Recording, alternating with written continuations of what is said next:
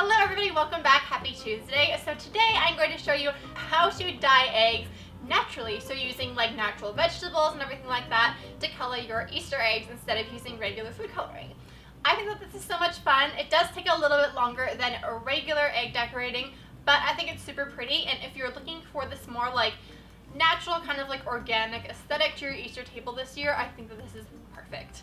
So let's get started. Okay, so first what we're going to do is make all the different dyes, and then afterwards we are going to dye all the eggs together. So first things first, I'm going to go into like each different color that we're making. So first we're going to make pink because it's the prettiest.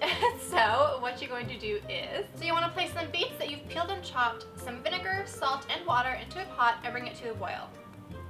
Simmer for 15 minutes and then remove the beets and allow this liquid to cool.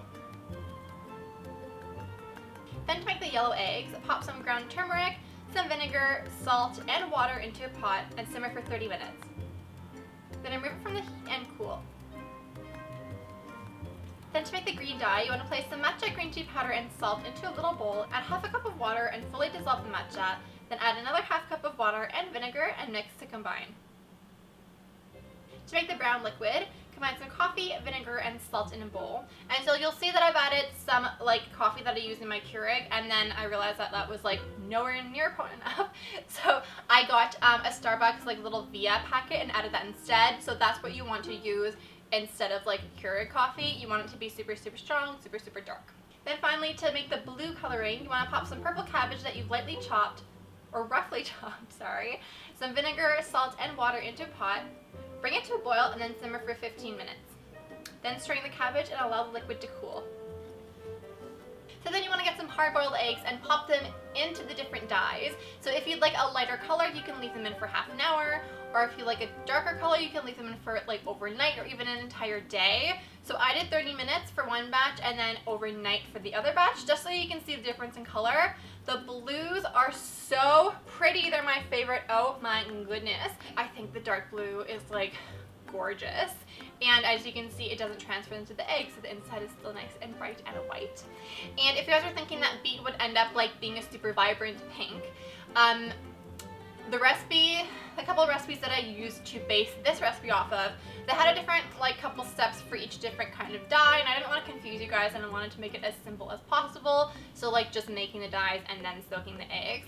But in order to create that really pretty vibrant color, you actually want to hard boil the eggs in that red dye. So do everything that you did as to like getting the beets and boiling them and everything like that. And then once you strain the beets, pop the raw eggs that aren't hard boiled into the liquid and then hard boil them in that liquid, just like how you normally hard boil eggs, and that is how you get the nice vibrant bright pink color. So yeah, I just thought you guys might want to know. Anyways, thank you guys so much for watching. I hope that you like this recipe. If you would like to see how to dye eggs the artificial way, if you haven't done that before, I'll link a recipe in the cards right here. Yes, it's gonna be flipped in my mind, so it'll be here on YouTube, so that you can check that video out. I did that I think a couple years ago and it was so much fun, so definitely check it out.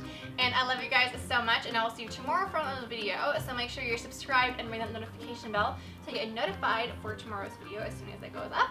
And I love you guys so much, and yeah, I'll see you tomorrow. Bye!